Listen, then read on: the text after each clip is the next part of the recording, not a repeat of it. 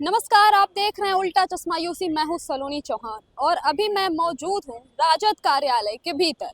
भैया, बिहार विधानसभा के चुनाव का शंखनाद हो चुका है और ठीक 1 महीने बाद चुनाव होने हैं। ऐसे में सीट शेयरिंग को लेकर बड़ी बात यह है कि सीट शेयरिंग अभी क्लियर नहीं हो पा रही है कि किस पार्टी को कितने सीटें मिलेंगी, कौन से उम्मीदवार को टिकट मिलेगा और कौन से उम्मीदवार का टिकट इस बार कट जाएगा।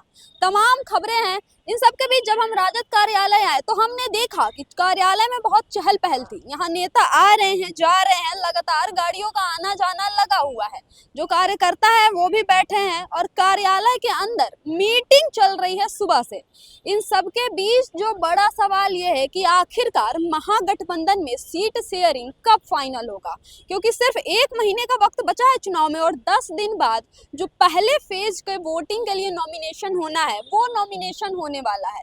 तो ऐसे में अगर उम्मीदवारों का नाम ही फाइनल नहीं है, उम्मीदवारों का टिकट ही फाइनल नहीं है, तो वो नामांकन करवाएंगे कैसे। और सिर्फ महीने भर बचा है और ज्यादा वक्त अगर ये लेंगे सीट शेयरिंग में फाइनल करने में सारी चीजें, तो फिर प्रचार के लिए बहुत ही कम समय मिलेगा और सबसे ज्यादा नुकसान इससे चुनावी पार्टियों को, राजनीतिक पार्टियों को हो सकता है। इसलिए वो चाहते हैं कि जल्दी का जल्दी पूरा झमेल खत्म कर दिया जाए। इन सब के बीच ये भी कहा जा रहा था कि 7 अक्टूबर को महागठबंधन प्रेस कॉन्फ्रेंस करके सीट शेयरिंग को लेकर जो तमाम अटकलें हैं, जो तमाम बयानबाजियां हो रही है, उसे क्लियर कर देगी और प्रेस कॉन्फ्रेंस करके ये सबको बता देगी कि किस पार्टी को कितनी सीटें कहां से मिल रही है।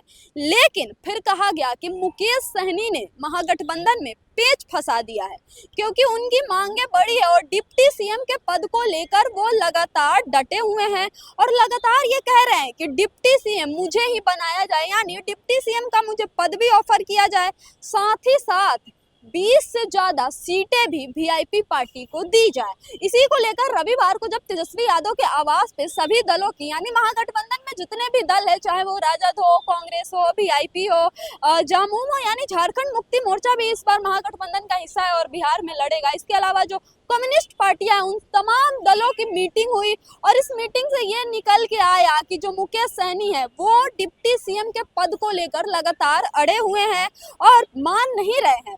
फिर क्या हुआ, रविवार, सोमवार, मंगलवार लगातार 3 दिनों से मीटिंग जारी है। कहा जा रहा है तेजस्वी यादव तमाम लोगों के साथ, नेताओं के साथ बैठकर आधी आधी रात तक मीटिंग कर रहे हैं और मीटिंग में एक एक उम्मीदवार के चेहरे पे जो डिस्कशन हो रहा है वो हो रहा है। एक एक उम्मीदवार के सीट को लेकर, चेहरा को लेकर विचार किया जा रहा है कि किसे कहाँ सीट दिया जाएगा। इन सब के बीच जो बड़ा सवाल यह है कि इस बार राजद और कांग्रेस, जो महागठबंधन में मुख्य पार्टियां, इन्होंने बड़ा दिल दिखाते हुए अपने अपने खातों से बहुत सारी सीटें काटकर अन्य सहायक दलों को भी देने का काम किया है। जैसे जो राजद है उसे कहा जा रहा था कि 140 सीटों पर लड़ेगी, लेकिन जो लेटेस्ट अपडेट आया है उसके मुताबिक राजद ने बड़ा दिल दिखाते हुए अपनी पार्टी से कई सीटें दूसरी पार्टियों को दे दिया है, कम्युनिस्ट पार्टियों को दिया है।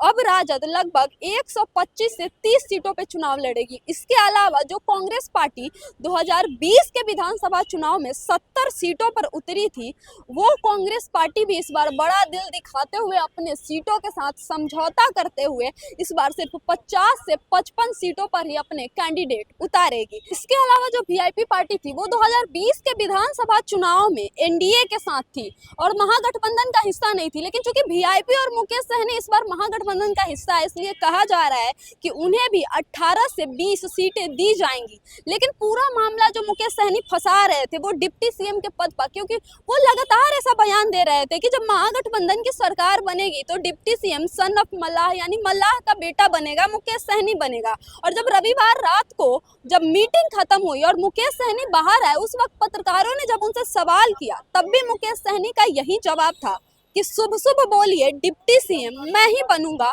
और महागठबंधन में सब कुछ ठीक है। अब जिसके बाद ये भी कहा जा रहा था, ये आज की ही खबर है, कि कम्युनिस्ट पार्टी कहीं ना कहीं थोड़ा सा पेच फंसा रही है। वो 40 सीटों की डिमांड कर रही है, जिसे बातचीत करते करते 30 सीटों पर राजी कर लिया गया है और अब महागठबंधन में लगभग आखिरी दौर की बातचीत चल रही है और जल्द ही सीट शेयरिंग का ऐलान कर दिया जाएगा। इन सबके बीच राजद के कार्यालय में हलचल हलचल है, उधर कांग्रेस के कार्यालय यानी सदाकत आश्रम में भी हलचल है, लगातार मीटिंग हो रही है, प्रेस कॉन्फ्रेंस का दौर जारी है। अब जो भी निकल के आएगा, जैसे ही सीट शेयरिंग का फॉर्मूला निकल के आएगा, हम आपको अपडेट जरूर देंगे, जरूर बताएंगे। तब तक के लिए देखते रहिए उल्टा चश्मा यूसी। राजधानी पटना से मैं सलोनी चौहान, बहुत बहुत धन्यवाद।